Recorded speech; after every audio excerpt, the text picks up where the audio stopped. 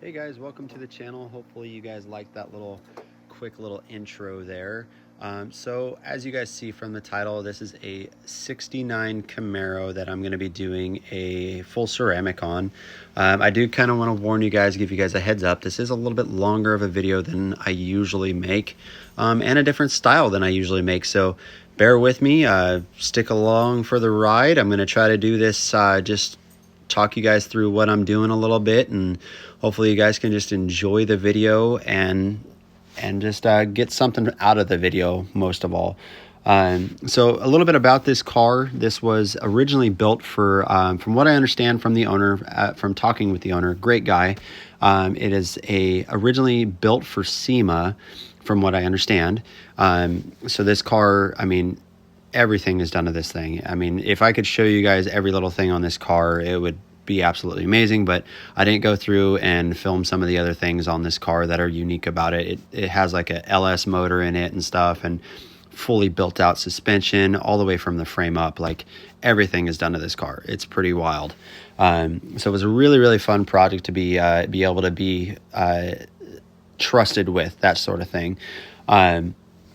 So really what I'm going to be doing on this car is I do a full one-step correction with a 3-year ceramic. This is this customer's first experience with ceramic. So we talked quite a bit about what the qualities of ceramic are, what they actually do, what they don't do, which is a lot of the thing that a lot of people will try to sell you on ceramics, that it just really doesn't make sense. Some of the things that people are telling you about ceramics and that sort of thing. So I'm not going to go too into that. You'll see here in the video right now, I'm using, I use 3 mitts when I'm washing. I use one for, I break it down to 3 sections of the car. So you have your upper part of the car, which I've already done, and then you have the mid section of the car, which is what I'm doing right now. So I have 3 separate mitts for that. And then you'll see me pull out a 3rd mitt for the lower portions of the car, the back of the car, the front of the car, that sort of thing. I always do the back last, just because that's always the dirtiest, that sort of thing. And then you'll see me kind of go back and forth. It doesn't look that efficient, actually. That's one of the reasons why I like recording. I had a little bit of a break there. I actually got a call in the middle of this video. That's the stuff I like to do, just on the fly, show you guys how it is in real life perspective. But like I was saying, that's the reason why I like recording myself working. I actually think that that's something all of us should do as detailers, is record yourself while you're going around doing a car. Watch how you do things. You can learn ways to be a little bit more efficient. I actually learned a lot by watching this video, because I've watched and edited and worked on this for a little while now. So I've kind of watched some of the things I feel like I could do even better. So I personally, I just think that that's something we all should do. If you're a detailer out there, is watch yourself on camera, look for different things that you might be doing that in the moment you don't really realize you're doing it. That's what I mean by that. So we're kind of gonna, here and there, I'll jump in and I'll talk about what's going on, and then other times I'll kind of just be quiet and let you guys kind of watch the video, because I know some people like that as well. So we'll kind of mix it up and do a little bit of both. So I'll let this clip kind of finish out, and then I'll be back.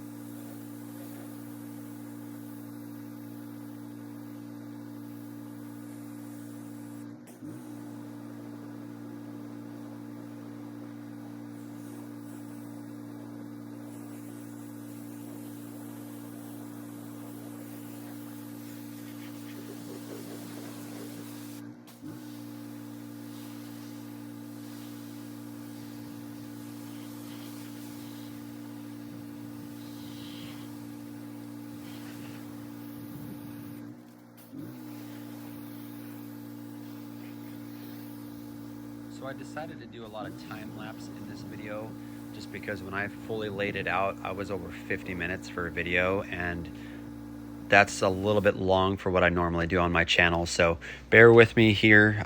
Some of it's going to be, 1.5 or 2 times the normal speed. That was just a matter of just making the video a little bit more efficient, that sort of thing, so I can really go into what's going on here without making it overly long. So anyway, what I'm doing here, you see I just got done rinsing it. Then I pull out my blower. Now what I do with this thing is, well, in this perspective, or in what I'm doing right now, is I'm actually just kind of trying to get some of the top layer of water off the vehicle so that I can go into my next step, which you'll see here in just a second. I was just getting down like the bigger water droplets, that sort of thing. So now what I'm doing here is I'm going in with an iron remover. One of my go-to iron removers is Iron Buster through P&S. You spray it on there, you let it sit for about 2 to 5 minutes, and then you rinse it. Another good iron remover that I've used, which actually personally I do think is a stronger iron remover, which is Iron X. We all know what Iron X is pretty much. That is a phenomenal product. But the reason I like Iron Buster over that, this is important for me, is price point. Iron X is a very expensive product. You're looking 120, maybe even more per gallon. Well, it comes in 4 liters, so it's actually a little different. And Iron Buster is under $50 a gallon. So that to me is a huge win. Plus the product works really, really good. But like I said, it's not as good as Iron X, but it is still a really, really good product. And for the price point, I really can't complain, and I don't have complaints about it. You'll see here in just a little bit, I actually show you a little bit of what the iron remover is actually doing on this car. It really wasn't bad, but I took it as an extra step on the vehicle because this customer actually maintains his vehicle really, really well. The biggest concern was the amount of scratching that was being caused from washing it, things like that. The good thing about also with Iron Buster is it's formulated where you can spray it on wheels as well. So I did the whole vehicle, then you saw I walked around and did the wheels as well. So here in just a second, I'm going to actually grab the camera, bring you guys in, and actually show you a couple little spots there that you can see. Like I said, it didn't have a whole lot of issues on the paint per se, as far as like fallout and heavy contaminants, things like that. But there definitely was some spots that the Iron Buster did its job and got it off of there. So, and after I did cut out a little bit of a clip there, I don't know if you could tell, probably could, because my editing isn't very good, but I cut out a clip of it was probably about 3 minutes is what I let it sit on the vehicle. And then what I do is when I do my rinsing, you'll see I actually just do a quick little light rinse. And actually that's just to help to spread out the product. It helps reduce the streaking, if you potentially could get streaking. I haven't actually ran into streaking with Iron Buster, but it does help reduce the chances of it. I do that when I do anything. I do that when I'm using, if I'm doing an acid wash, if I'm doing a super clean wash, that sort of thing. Any sort of chemical that's not a pH neutral, I like to spread it out like that, and it just helps reduce getting a streak on a car. So anyway, right here, I'm just going to kind of cut out and let you guys watch the rest of this little process. It's just rinsing down the vehicle and getting it prepared. This is still part of the process of prepping. So we'll just finish this out.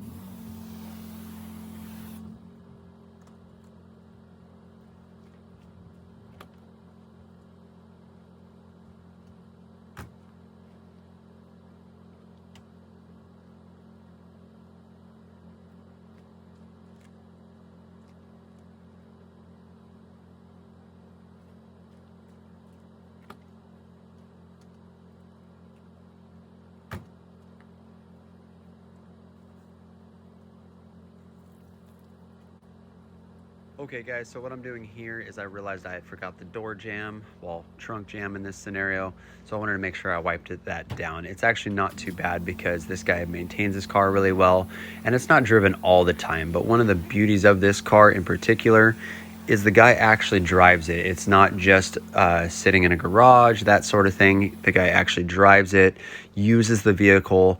That's one of the beauties and things that I absolutely love about a car like this. It's a gorgeous car. It could very easily be something that just sits in a garage and doesn't get used, but instead it's used and driven around and people get to see it, that sort of thing. And I just absolutely love that as far as cars like this go.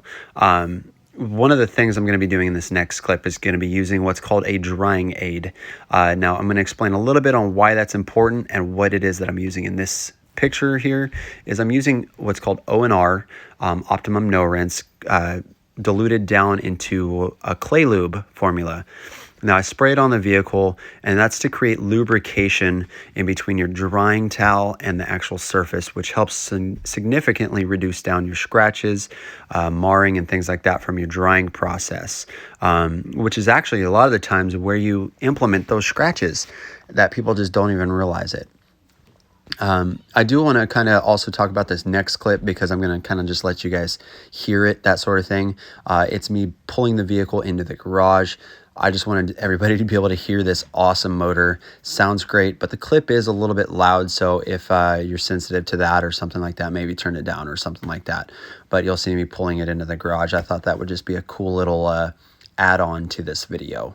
But anyway, it's very, very important to make sure you have some sort of drying aid. One of my go-tos is actually Bead Maker because it creates a lot of lubrication as a drying aid. Another one is Turtle Wax Wet Wax.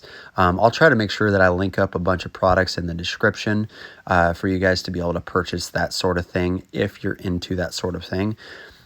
So I'll just leave that up to you guys because I am an Amazon associate. So I will get a small commission off that. It's very minimal, but it's better than all of that money going to Amazon, right? Anyway, so here's that next clip. I'll kind of back off and let you guys listen to this amazing car.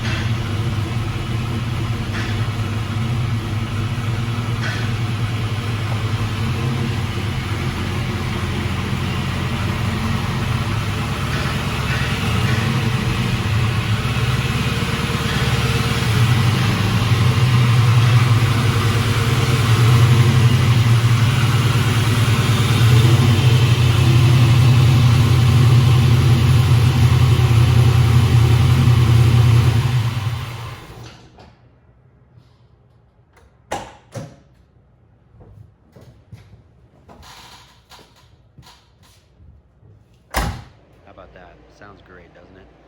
Anyway, here's a first little clip of a test spot that I did. I very quickly realized this was with using a Eurofiber microfiber pad and the polish and that sort of thing. I very quickly realized that that was leaving some hazing, that sort of thing, but that's why I do a test spot, is to kind of formulate that. So I backed it actually back down to using a foam pad and started getting amazing results. I actually used HD1 for the one step on this Camaro because it actually had lots and lots of clear coat on the vehicle. I have a paint gauge that I walked around the vehicle and checked the paint thickness. It's actually some of the thickest paint I've actually discovered since getting this paint gauge, which was pretty awesome. And here what I'm doing is I'm using one of my newest favorite products, or tools, I should say. I actually end up doing a review on this that I've already put out the review by the time this video comes out. So if you are interested in that, just go click on some of my videos. I'd link it up above, but I've been having some issues doing that with my computer setup. So anyway, you can go check out that review if you would like. Maybe I'll try to put it at the end of this video. How about that? But anyway, this Rupes Nano is just a fantastic new add-on that I've came across, and I've wanted one of these for a really long time. and just haven't had a whole lot of, let's say, vehicles that I really needed it per se. And then when it came time to do this one in particular, I wanted to make sure that I had every option possible. And I've been saving for this product for a long time as well. So here's just some of the advantages that this product can do. You'll see right here, I actually used a little too much product on it. You can see some fling there on the window. But absolutely great for these little small nooks and crannies of a vehicle, that sort of thing. Right here I'm using the 1-inch pad with the extension on it and using it in a rotary mode, because you can use it in all sorts of different ways. But great tool for where it's needed. It also comes with like some wet sanding attachments and things like that, which is one of the things I do in that video review that I do, is some wet sanding with it, which is phenomenal for that as well. But I'm doing a couple of the little harder spots to do with a large pad because I use a Rupes 21 on the rest of the vehicle. And some of these curves like this were just kind of a pain when it came to using a bigger polisher, that sort of thing. Plus, one of the best spots that I've realized to use this machine is coming up in this next clip, where I end up using it around the door handles and things like that. So it's absolutely great for that.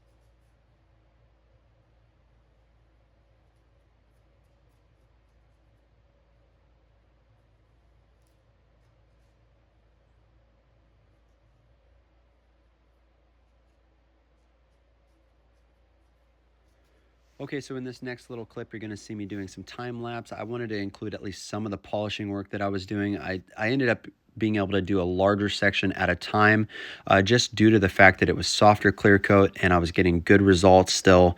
There was no need for me to do tiny little sections. Some cases that's you can actually do that. And in this next little clip, what I'm going to be doing, this is after all the polishing work is done. Just turned out absolutely fantastic. I love the results that I got with just that one step. So I'm going to kind of let you guys watch this little walk around and I'll come right back.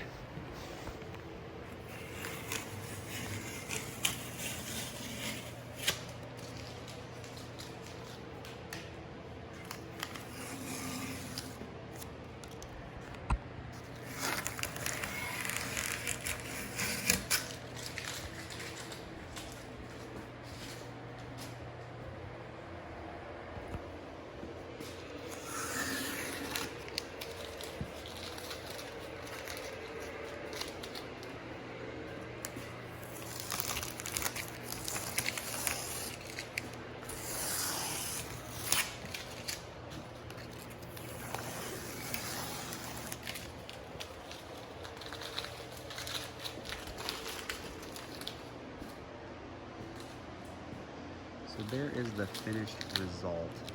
One thing that I didn't actually record was the prep of wiping it all down, that sort of thing. Right here, I'm actually already going into the coating process.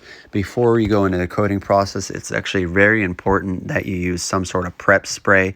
I use P&S's prep spray for their coatings, which I absolutely love their coatings. The inspiration is great, topped with Soul. But I'm going to explain a little bit why I did the coating that I did on this vehicle. I ended up going with 2 coats of CSL, Crystal Serum Light. Now, the reason I used that coating on this particular vehicle is because his main concern on this vehicle was scratches and marring due to washing, that sort of thing. And one of the greatest aspects of CSL is the hardness of it is extremely good, and it actually is the only coating that I've actually found that actually has some properties in it that help reduce that scratching and marring that you get from washing. Now, I've used several different coatings out there. This is the one that I have found works the best for that application, for the application of hardness and things like that, for reducing scratching and things like that. It's even better when you top it with EXO V4, because then you get a lot of the hydrophobic qualities, that sort of thing. And that actually is a great 5-year coating. But in this scenario, we opted for the 3-year coating. So what I did is I actually took it a step further and did 2 coats of the CSL rather than just 1 coat, which is easily doable for a 3-year. I just took it up a notch and basically complemented him with the 2 coats of it, just to make sure that we put some added protection on the car that way.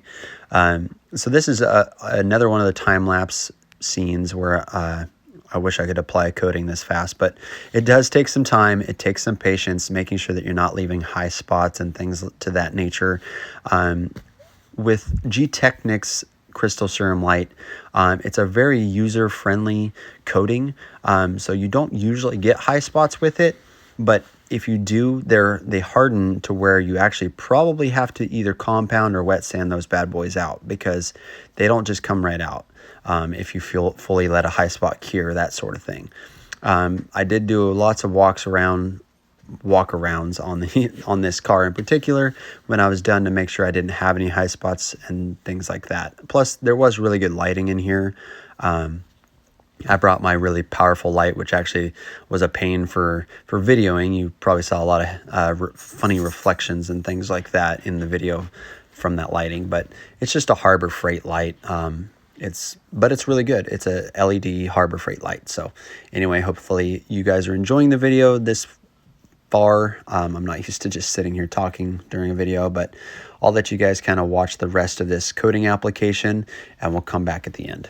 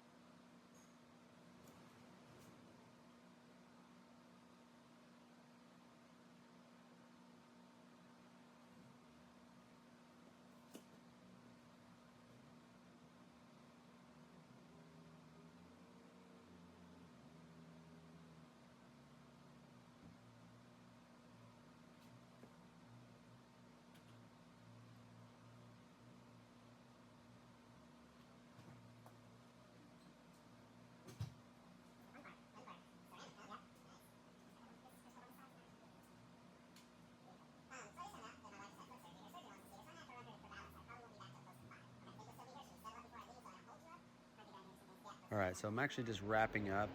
Here is the finished product. Absolutely gorgeous. I mean, this car was just stunning. The owner loved it as well. I mean, for doing only a one-step correction on this car, it just absolutely turned out great. So hopefully you guys like this video. Hopefully you guys maybe learned something about it or just watched it to be entertained. I don't know. Whatever it was, I'm glad you guys were here. Glad you guys watched it. I'm just going to kind of end now, and hopefully you guys are already subscribed to my channel. If not, please click that little subscribe button, click the like button, and we'll catch you guys on another video. So we'll see you later. Peace.